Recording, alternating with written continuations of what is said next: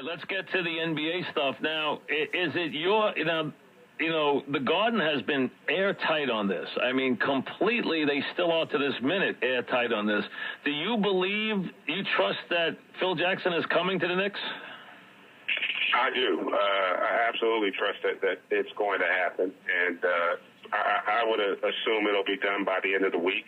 There's still things that have to be ironed out, but I don't think there's any doubt that it's going to happen. I wouldn't have made the comments that I made last night. And Mike, I'm not in the business of breaking stories. I'm not a journalist in that respect. I just analyze, but I do trust the people that I've had conversations with over the course of the last 48 hours, and I do think that ultimately it will happen. But you still have to wait until that day when they are in a position to officially make the announcement. But I'm just here to tell you, I don't think there's any question that it's going to materialize. All right. Now, what role first of all, do you think it's a good move? I think it's a great move. I mean, the first thing you have to do is you have to establish some credibility, and you have to have a place or people in place who know what it actually takes to win a championship. And I said this about LeBron James. LeBron James went to Miami, and Miami only for one reason, and that was Pat Riley. That's why he went to Miami. Why? Because Pat Riley had already done it and proven that he could do it, and was also committed to winning that championship. And, a lot of people can talk about, winning a championship, but very few have had the opportunity and have executed that game plan. So the first thing you've done is when this materializes, you've given yourself instant credibility, especially in the free agent market, which is what a lot of this is going to boil down to. Because when you look at the Knicks roster, obviously as presently constructed, it's not ready to contend.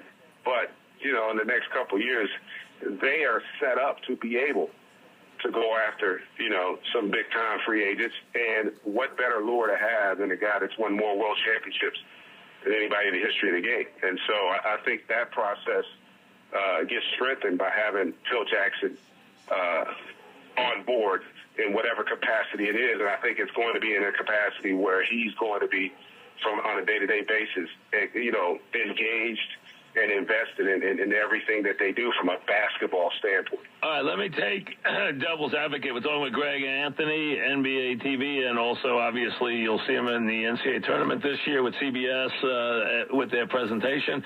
Two things. One, energy. Phil's older. He's got a lot of success behind him. He also has had some illnesses. Do you believe he's got enough energy and fire in the tank to get the job done? Mike, I do, from the standpoint of he's not going to be coaching, firstly. And then secondly, he's been away from it for a couple years, and you know how that gets the juices flowing.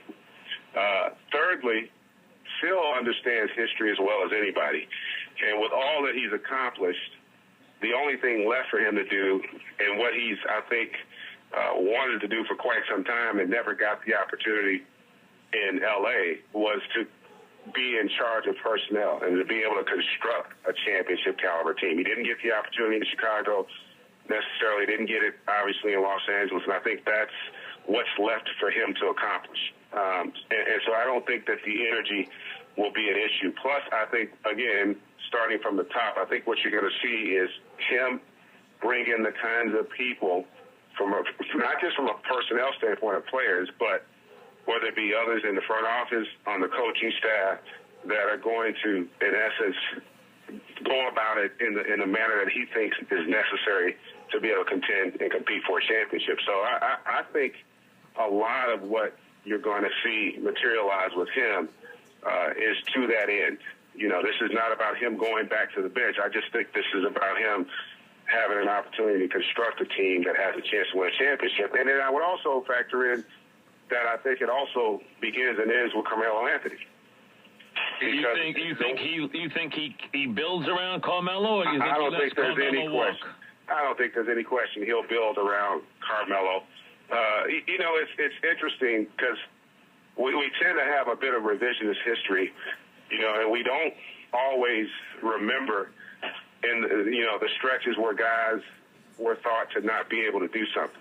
You know, as great as Michael Jordan was, there were times earlier in his career where people didn't think that he could win with his game.